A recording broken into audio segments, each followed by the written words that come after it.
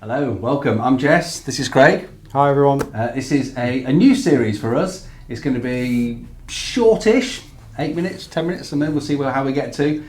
Things that we think you should know. I'm a landlord. I'm also the owner and founder of forthelandlords.com. Craig is our lettings director. So, give people a bit of an insight as to what you do, Craig. So basically I look after the entire lettings process. So from initial marketing, move-in, through to maintenance, accounts. I literally oversee the entire thing, really. He does everything. I do everything. He does everything. Now, I'm a landlord, and I'm a happy landlord. I like being a landlord.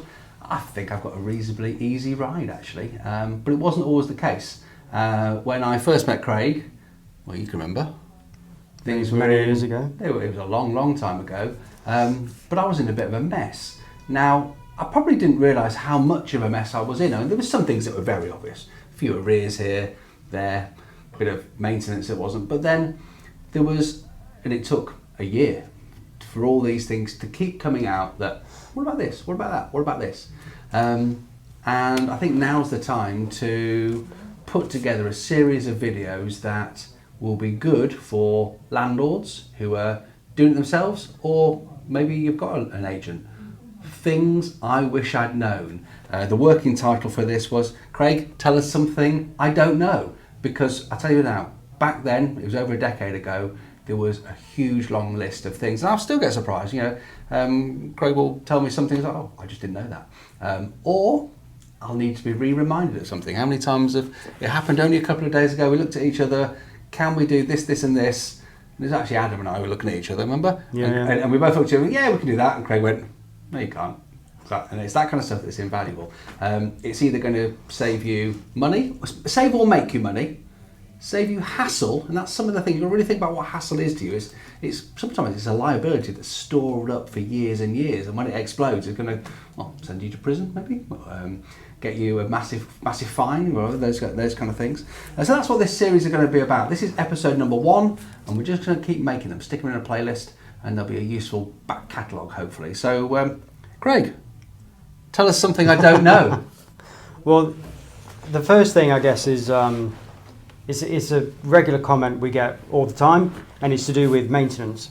In why won't we instruct landlords own contractors? Yeah, I remember an email from a landlord about it only 2 weeks ago. Yeah. That's fresh in your mind, yeah? I've recently spoke to a landlord about it as well, literally about a week ago. Mm-hmm. The kind of feedback we get is we're deemed to being awkward. Yeah, that was a word that came in. Yeah. Maybe difficult. Yep. We just don't want to do it. Yeah. So put this so there is a landlord we have. Can you please instruct my contractor to go there? They're cheaper than yours, or I've been using them for years, or it's the handyman down the road. And actually, we definitely will, but they need to come on board.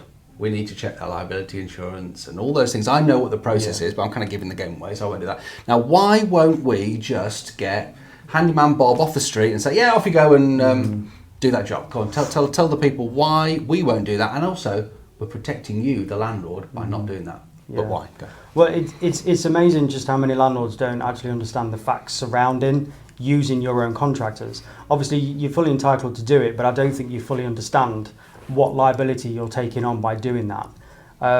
There is a common theme of landlords maybe think that they can send in their own contractors to save some money, they can get it slightly cheaper, but when you look at the bigger picture, it sometimes just isn't worth it.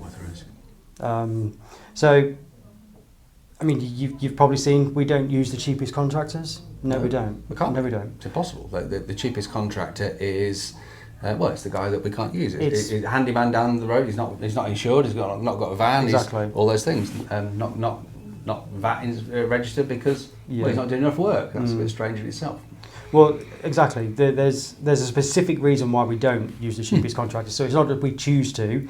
There is a specific reason, and basically what that is that when we take a contractor on, they have to go through quite a vigorous sign-up. So it's not a quick meet and greet. Hi, how are you? We have a business-to-business contract, and they literally have to tick every box. And usually you find those contractors that are just on their own, that they can't meet what we need them to meet, and that's the reason. But I'll go on to it further. So I'm not sure if any of you are aware. I mean, a couple of clients I've spoken to aren't. There was a court case in the UK where a tenant reported a routine repair. I believe it was a one-storey carport roof had become defective. I know the story. They reported it to the landlord in the usual way. So the tenant reported it to the agent. Agent rang the landlord. Landlord said, instruct my contractor. I know a guy that could do that. The agent took his details, gave him a call. He went over there, climbed up to this one-storey roof, fell through it and died. The agent was sued. The case went to court, and the agent was found in breach of the Health and Safety at Work Act 1974. They were fined way over £75,000, amongst other things, all because they didn't do any due diligence on that contractor. Now, the liability of that went to the agent, not the landlord, because the agent instructed the work. So it's the person that instructs the work carries that liability. So you can see why we won't do that. Digging into it a bit further, it's like, the guy said he could do it, why not? That's not good enough. So we, as letting agents, and I'll come on to those of you who DIY it, because that's even worse, because actually you'd be in the dock at that point. And so I don't want to be in the dock, and you don't want to be in the dock. I mean the dock as in court, that we know what we're doing. We are experts. We know that handyman John, who's going to go up and fix that carport roof, isn't a roofer. We would have to, during our onboarding process, what's your public liability, look through the insurance to say what are you covered to do. Some roofers can go 1-storey, 2-storey, then they can go on scaffolding. There's different levels, different heights written down. We would have to check that. It's also things like health and safety policies. Have they got them? They have to have risk assessments of every single job that they cover. Have they got that? Have they got the adequate equipment? These are all the questions that we ask. So I can feel people turning off and getting bored right now. It's like, health and safety. Boring. One, who doesn't want to be healthy and safe? And if this can put you in prison and take away all or a big chunk of, maybe all, that you've worked for, don't forget you're a landlord. You have a house, it has some equity. You might have more than one house with equity. You're a target to come after. If there's a court case to be had, solicitor, one of the first things they'll do is say, who is this person that we're chasing after? Are they worth chasing after? Have they got anything? If I win this, are they going to be able to pay it? Oh, they have. They've got 5 houses. That's worth going after. I'll tailor my my claim to make sure it's going to take a big chunk of it, and they are going to pay it. You are going to have to sell your house to pay for this sad situation where the guy's family is suing because he died. Terrible, Well, there's confusion as well, because quite a few questions I get asked is people say, well, hold on a minute, Craig. If that contractor says yes, I'll do the job, surely it's their responsibility. And it isn't. Nope. It totally isn't. And this is no different to us even instructing contractors in our own homes. You have to make sure whoever you are asking to do that job is not just capable professional-wise, but they also have all the relevant safety policies in place as well. Absolutely. Now, you might think that you can probably see why we do this, and we do this. So, you don't need to worry, we do this. But we're experts. And if we were in the dock, one of the first questions would be, you're an expert, you know better. And I know what this is, I know that I'd be the first person in the dock, and then, actually, no, that's not true, you're the first person, and I come in afterwards. There's a hierarchy, I think. And we're going to be a long way away from that. I don't want to ever be in that situation. But you're a landlord, and you are an expert as well. Now, even if you're not, it's deemed that you are. If you're in that court, it isn't, I didn't know, it's, you should have known better. You're a landlord. You should know these things. So it's really, really important that you use the right, well-qualified contractors. You can't just call up Handyman John and get him down there. You really should not do that. Now, if Handyman John comes along and he's got public liability insurance and professional indemnity, and he can fix a leaky tap, and you use him for that, that's fine. No problem at all. Some of the other things that I know that it all sort of gets wrapped around the same sort of due diligence process. It's warranty as well. You said that we don't use the cheapest contractors. You can see why we don't. They're not the cheapest. But they're not the most expensive, and they are, I am convinced of this, because I use them myself, they are the best value for money. because if it breaks, they'll go back. Yeah. They're always there. They won't. You know, we pick the type of contractor. They've got a service level agreement, a business agreement with us. You'll be there within 2 hours or 5, or whatever the time is for the different types of trades. When you send the quote back, it will have a rate card. We can test it for value for money. It'll have pictures. That's worth something, you know. I know we're going to talk about this, and one of the things that jumped into my mind was, you know, I ask all of the team to regularly, if there's something that stands out, just a moment or an incident or something that happens in the business, email me and we discuss it in one of our management meetings. And one of the things that came up, it was it was a leaky trap underneath a sink in an HMO, and our quote to fix it, I remember, was it £65 or £75 to fix a leaky trap underneath the sink. That included going there, taking the old trap off, cleaning it all up, putting a new trap on, and they're only £5 or £6, I know that.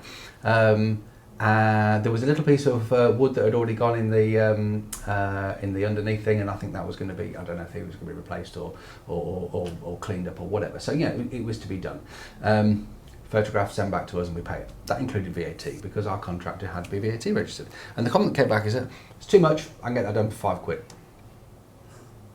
You can't get that done for £5. So the tube of silicon, so what he really meant was I'm going to go around there with the tube of silicon and do it myself, or get somebody else. I don't know who on earth you get to do it, because for £5, a tube of silicon costs £3. Maybe a good tube of silicon costs £5. It's definitely going to leak again. Got to think about the long-term consequences. You know, it's going to leak again. When it leaks, it's probably going to ruin the vanity unit that it's in. That's what it was, in a vanity unit. It might, you know, cause some damage downstairs that you're going to have to redecorate a ceiling. So anyway, I think that is something. I remember, and again, this specific thing that you're talking about, speaking to the landlord, his comments at the end of it were, I did not know that. Yeah. I did not know that. And that's really interesting for me. I didn't know those kind of things 10 years ago. Well, he was actually quite shocked. Yeah. You know, he was actually quite shocked and worried. And technically that's what we're here for. We're here to make sure that you know what it is that you're doing and what liability you're taking on. Yeah. You know, that's vital for me and also the team as well. You know, that we make that very clear. And just going back to the original question, that is why we can't instruct your own contractors, because we don't know these people, so we can't take on that liability. So it unfortunately falls down to you if you do decide to do that. Yeah, hopefully that was useful. We're going to keep recording these. We have hundreds of these we could do. We've got a couple of headings, and each heading's got a couple more. And then you look at it and you start thinking about all those things. So it'll be an ongoing video series. We'll release one a week, and we'll keep them going. So hopefully it's been useful. And we'll see you very soon. Cheers, Craig. Thanks so much for that. Cheers, thank you. Bye. Bye now.